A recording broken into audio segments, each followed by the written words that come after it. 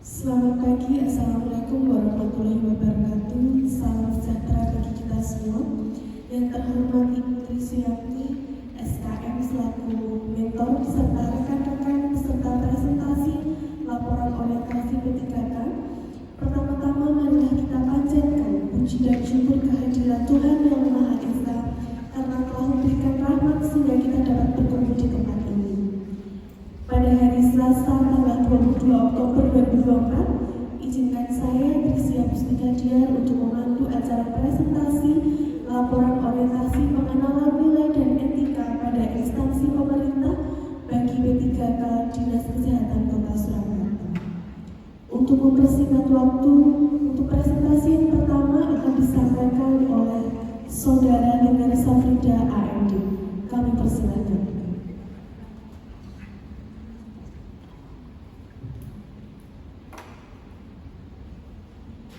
Baik, terima kasih. Assalamualaikum warahmatullahi wabarakatuh.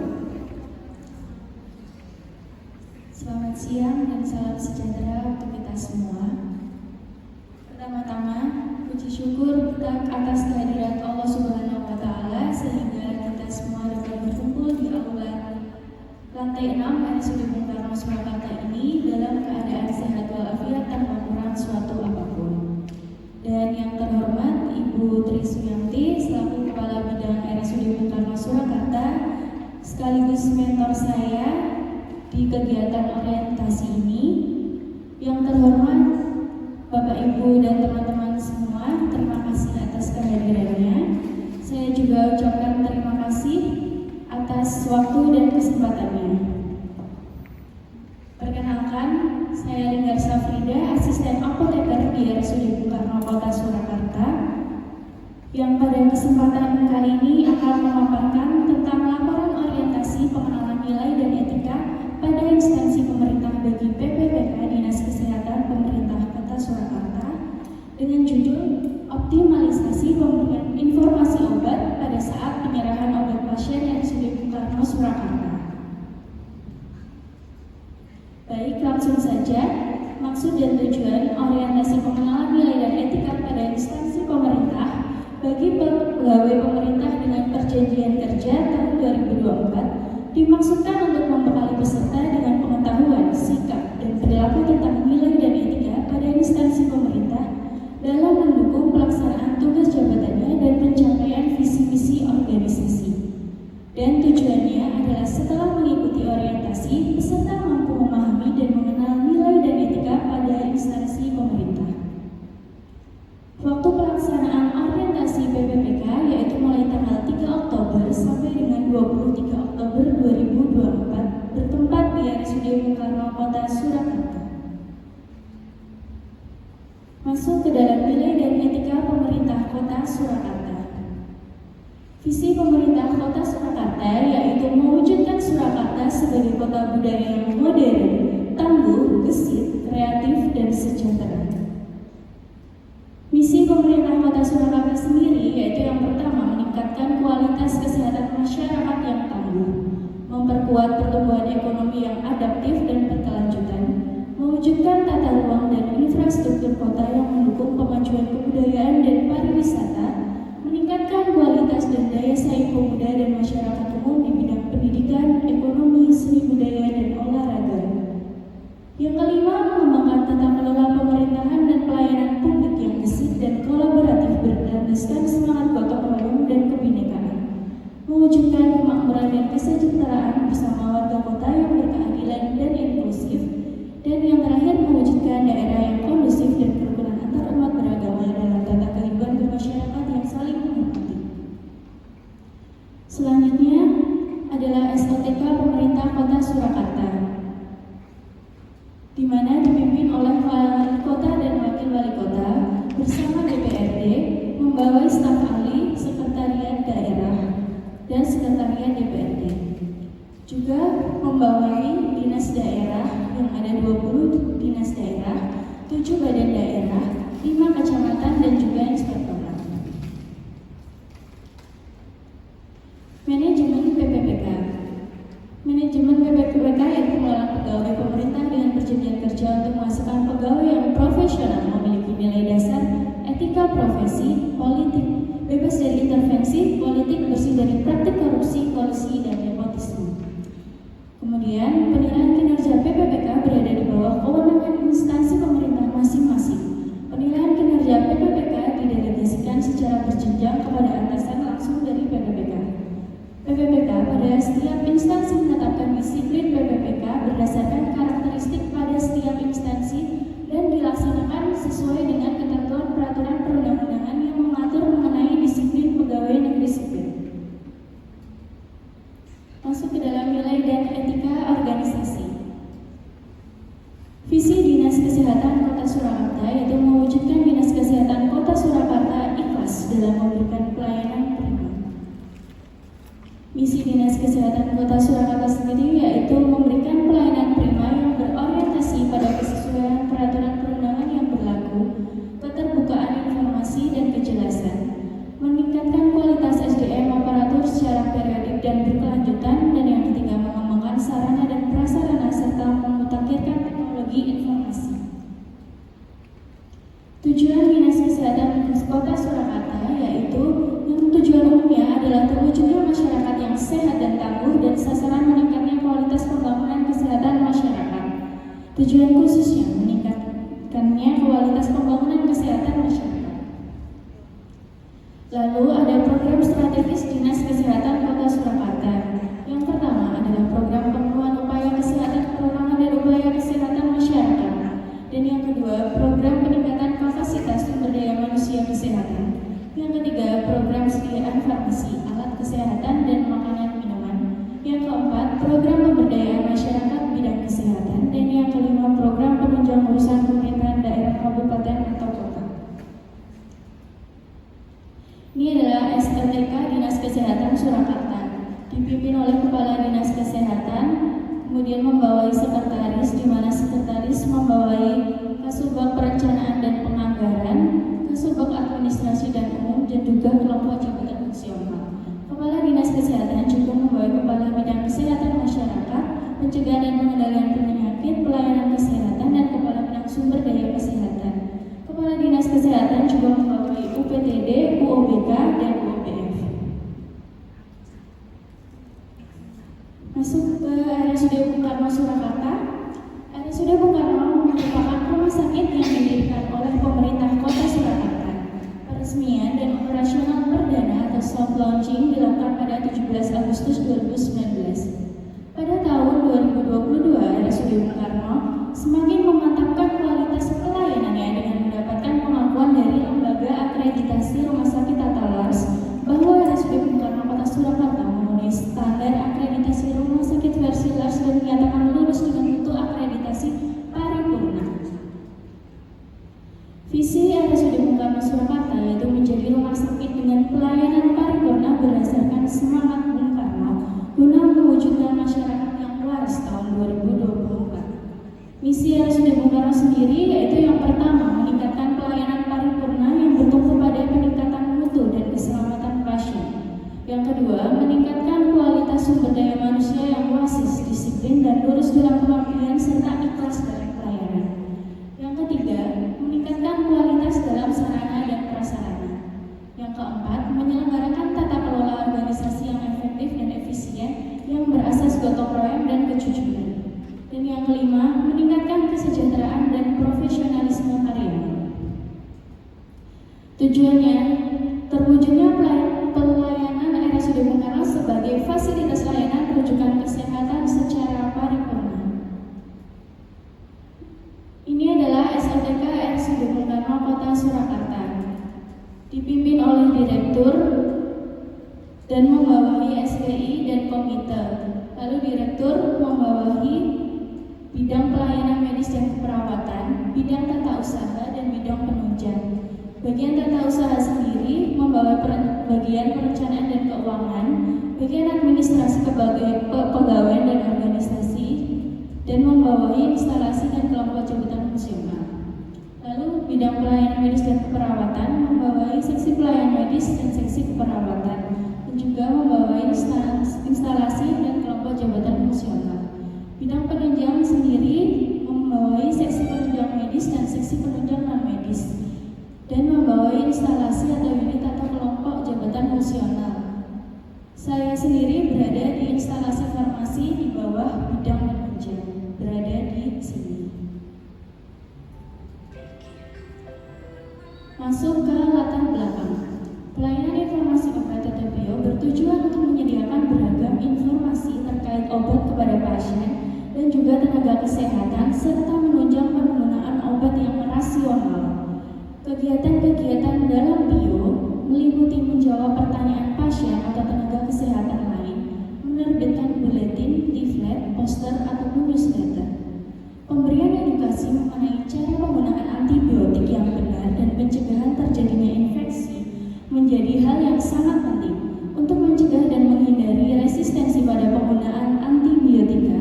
Maka diperlukan edukasi atau informasi yang berhubungan dengan cara penggunaan antibiotika yang benar agar masyarakat memahami tentang penggunaan antibiotika yang tepat dan rasional, serta memberikan edukasi terkait efek samping yang bisa ditimbulkan dengan penggunaan antibiotik.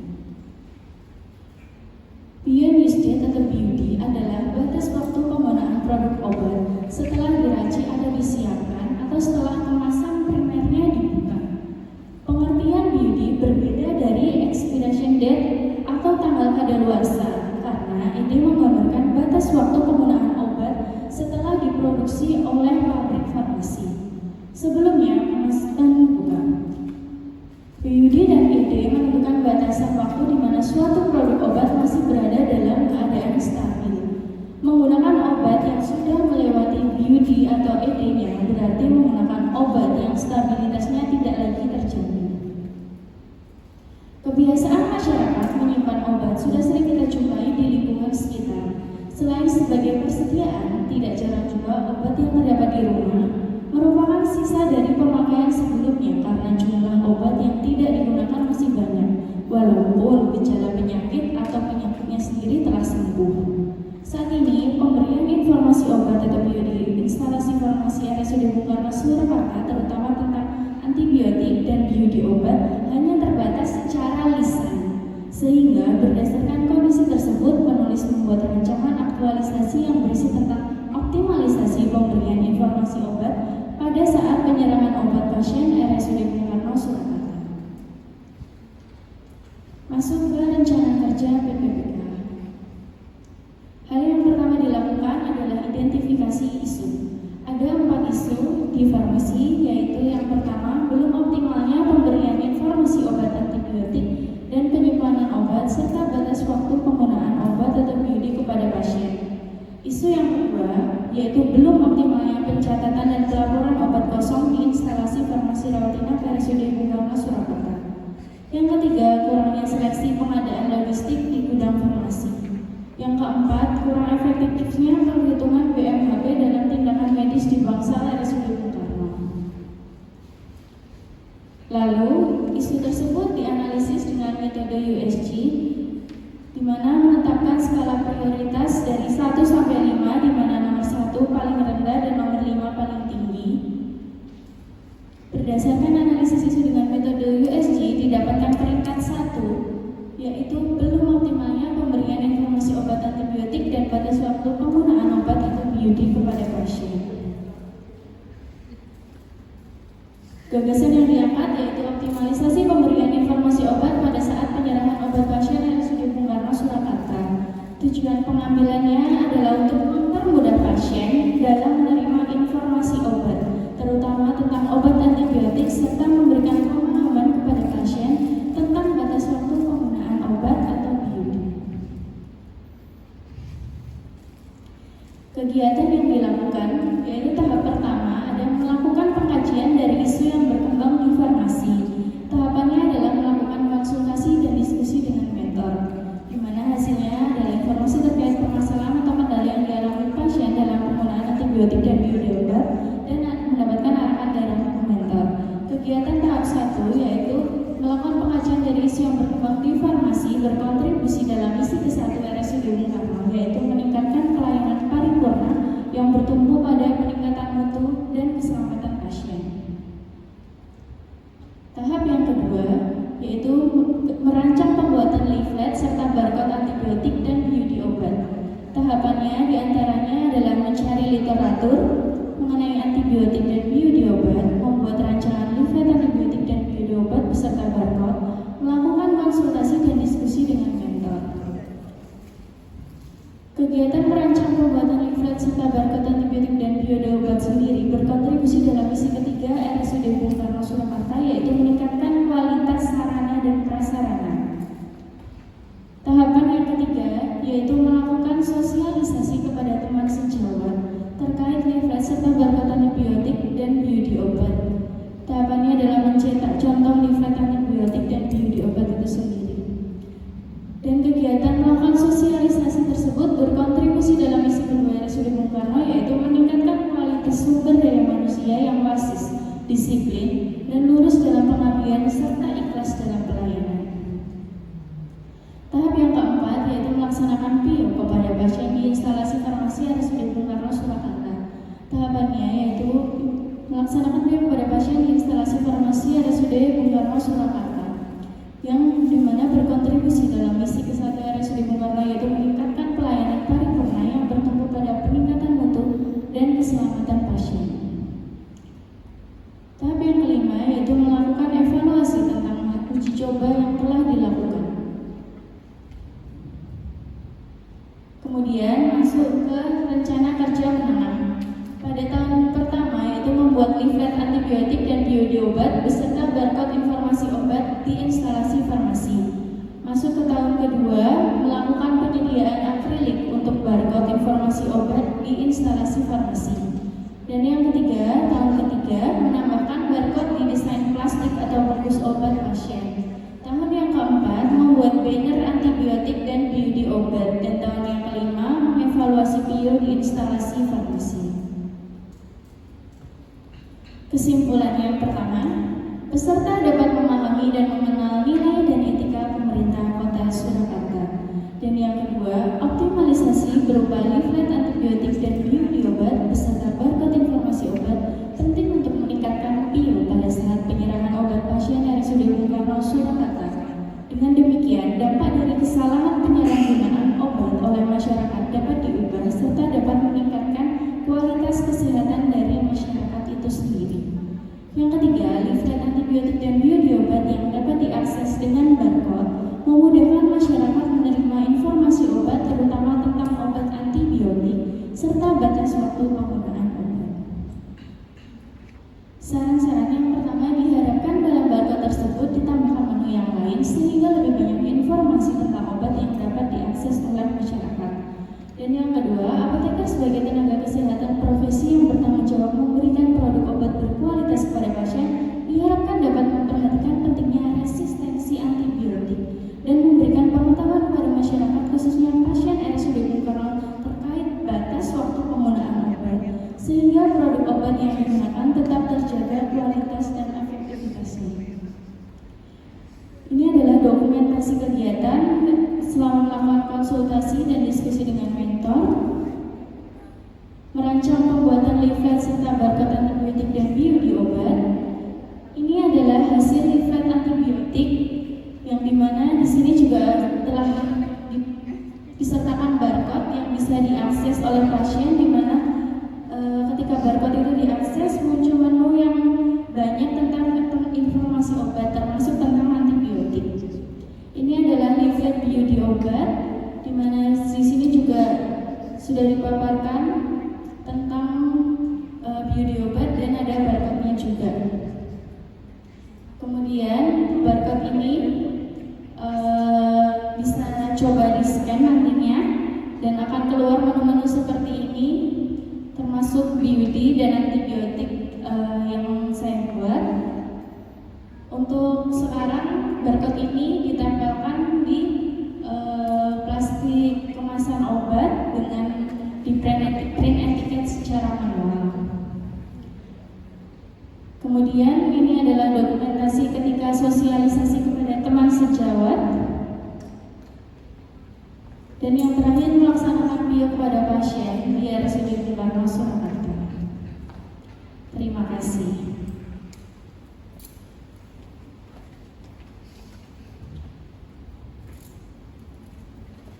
Demikian presentasi yang telah disampaikan.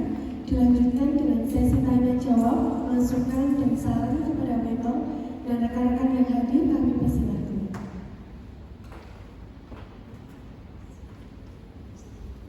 Ya nggak tegang, berikan aplaus dulu. Mbak ya. Diem semuanya, tekan gitu. Kita santai aja ya, kami belajar. Ya, terima kasih Mbak Linda presentasinya. Nah, ini sekarang kesempatan bagi saya untuk istilahnya menanyakan lebih lanjut ya, kalau paham. Kemarin kita sudah diskusi terkait dengan materi ini, tapi pada kesempatan ini mungkin saya perlu dijelaskan beberapa hal terkait dengan seminar hari ini. Seperti juga yang tadi saya tanyakan bahwa pada prinsipnya proses MLOC ini adalah pengenalan nilai-nilai dan etika, ya, baik itu di pemerintah kota, di unit kerja maupun di unit terkecil, ya. Jadi kalau Mbak Lingga ini di farmasi, berarti unit terkecilnya ada di farmasi. Tentunya juga punya nilai-nilai yang harus dipahami dan dilakukan oleh setiap ASN yang melaksanakan pelayanan di unit kerja masing-masing. Nah, Mbak Linda, ini saya mau bertanya, seperti juga yang tadi Mbak Risa, itu nilai apa yang didapatkan selama proses MOOC ini? Ya, jadi kan memang metodenya pakai daring ya, daring. Jadi saya ingin tahu berapa besar pemahaman dari peserta terhadap nilai dan etika yang sudah disampaikan melalui proses MOOC ini. Itu monggo Mbak Linda. Baik, terima kasih Bu Yanti.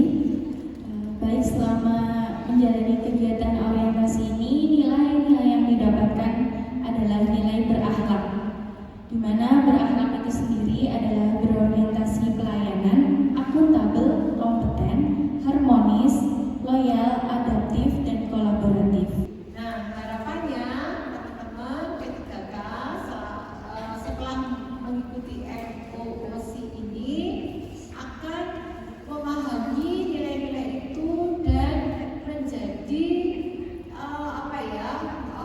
tertanam di dalam sanubari. Artinya itu setiap melaksanakan pekerjaannya ingat akan tata nilai tersebut, ya. Jadi tidak perlu dihafalkan, tetapi dipahami. Kalau kedudukan rumah sakit kita itu berada di mana, Mbak? Kalau strukturnya seperti ini, di Pemkot itu strukturnya seperti ini, kita di rumah sakit itu masuk di mana? Di bagian dari dinas kesehatan, di dinas daerah, kemudian di dinas kesehatan kita di bawah dinas kesehatan. Ya, jadi kita masuk di dalam UOBK-nya dinas kesehatan, ya. Baik. Nah, khusus ini sepengetahuannya Mbak Lingga itu UPTD, UUBK, UBF itu bertanggung jawab kepada siapa? Kepada kepala dinas. Kepala dinas. Ya. Terus kepala bidang ini bertanggung jawab kepada Kepala dinas juga. Ya, jadi ini ya garis-garis Iya. ini merupakan garis pertanggungjawaban ya. Itu saja Mbak. Terima kasih sudah memberikan penjelasan yang bagus. Ini saya rasa cukup. Kemudian nanti bisa dilanjutkan pada tahap-tahap yang sudah Mbak Lingga tetapkan. Itu ada kurangnya saya dalam memberikan tanggapan, mohon maaf. Saya kembalikan kepada moderator. Terima kasih. Terima kasih banyak Bu Ya, Yanti. sama-sama. Berikan nafas dulu. Ya, alhamdulillah acara presentasi laporan orientasi pengenalan nilai dan etika pada instansi pemerintah bagi P3K jaga Dinas Kesehatan Kota Surakarta telah terlaksana dengan baik. Kiranya boleh disampaikan pada presentasi laporan mengenai optimalisasi berupa leaflet antibiotik dan PUD di dalam leaflet serta ada barcode. Kiranya bermanfaat bagi kita semua. Saya Trisya Pustika selaku moderator ucapkan terima kasih. Wassalamualaikum warahmatullahi wabarakatuh.